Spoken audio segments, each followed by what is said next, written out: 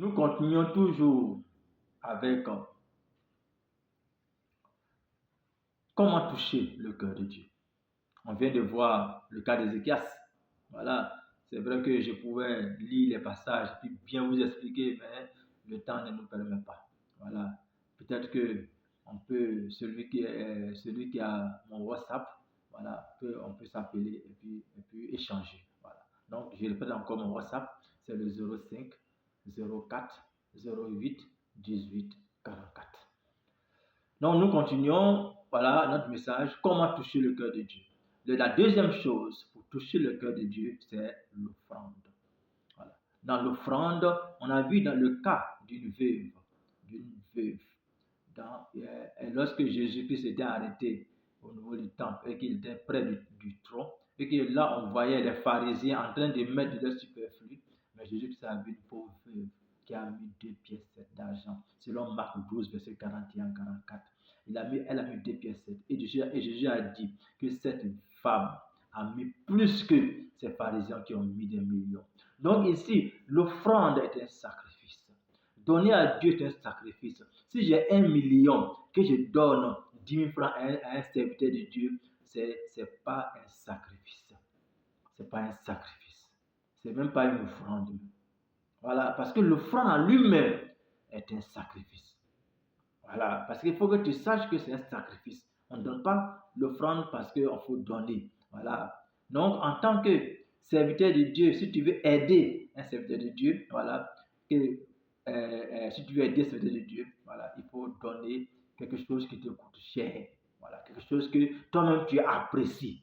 Voilà, donc on donne ce qu'on apprécie, voilà, comme offrande à un serviteur de Dieu. Voilà. Et lorsque elle a mis les 2 personnes, c'est tout ce qu'elle avait pour manger. C'est tout ce qu'elle avait pour manger. Et elle a mis ça dans le trône. Donc également aussi, l'offrande est un sacrifice. Deuxième chose, toujours l'offrande, Luc 4.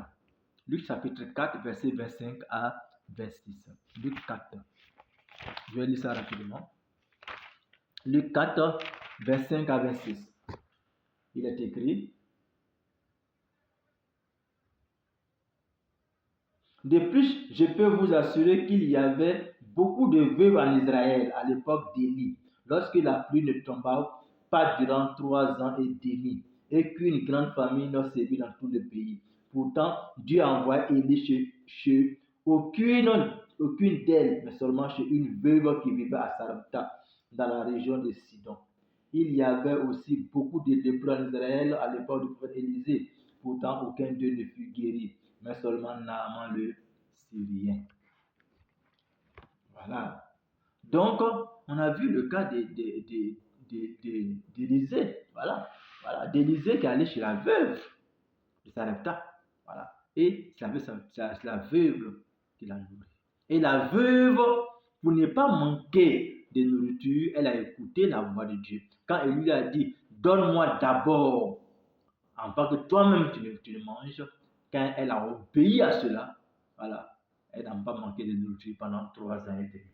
Pour montrer que l'offrande est sacrificielle. Et il va y avoir un dernier passage encore concernant le corps sacrificiel. 2 Chroniques, chapitre 32.